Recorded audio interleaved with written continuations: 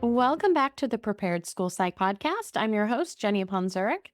Today, I wanted to share some takeaways with you from a training that I hosted recently. Many of you attended my training back in November on the topic of dyslexia. While this is a topic that I have shared with many school districts over the years, I wanted to add in more information to this 3 hour training for those who were joining me again. So, for today, I want to share 5 takeaways from creating the materials for this training. So, let's get going. Takeaway number one, it's all about phonemic awareness. I know so many of you have already listened to the podcast Sold a Story. And if you haven't, I will add the link to the show notes. It was an incredible podcast about the different ways that reading has been taught over the years in our school systems, with surprising information about how many of our schools do not consistently teach phonics or phonemic awareness skills. Yet, every school psych I know does a deep dive into phonological processing anytime a student they are evaluating is struggling with reading, decoding, or fluency. So, what did I add to my November training? A call to those school psychologists to determine how reading is being taught at your schools.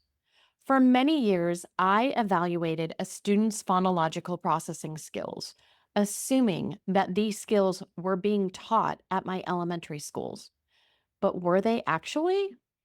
I don't want to call something a learning disability, a processing disorder, when these skills, which need to be explicitly taught, are not being explicitly taught.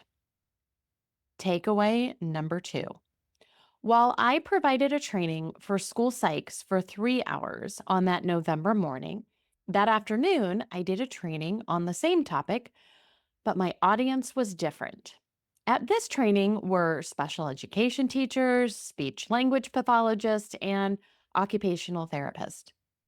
As I was preparing for the training, I realized that so many different people typically involved in a reading evaluation may be testing similar skills.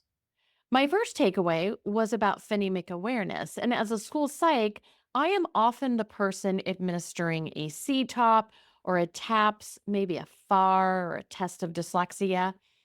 However, similar skills are also being tested on some of our broad achievement tests. And some of our speech language pathologists also use tools that look at these skills. My takeaway for the training content: collaboration. Collaborate with your other assessment specialists to prevent, number one, unnecessary over testing, and two, collaborate to understand each other's findings. Let's move on to takeaway number three. There are so many resources within the various state guidelines and handbooks. One of the links I provided to the participants was the website that shares all of the different state handbooks or guidelines on the topic of dyslexia. If you have already read the one for your state, check out some of the cool information from other state handbooks and guidelines. Each one has some different information, and I don't know about you, I love a great appendix that has some checklist or interview questions. So definitely check out some other state handbooks as well. Takeaway number four is all about visuals we use at IEP meetings. If you've been listening for a while or attended any of my free workshops, you know that I constantly work on improving my visuals for parents at IEP meetings. For this training on dyslexia, I wanted to share some new ones. What are some simple ways to share with families what areas we looked at during the evaluation and our findings without having to go through each and every subtest name, score, and qualitative descriptor? I had some fun creating some simple visuals and shared them during the training. Some of them I've used before, while others are ones that I'm going to be using in the future and trying out and see what lands. Last but certainly not least is takeaway number 5. During my training, I shared a few videos on the topic of dyslexia. And certain videos that I played during the training were ones I personally have seen over and over because I do a lot of training on this topic. But even after so many times viewing them myself, they are still so good.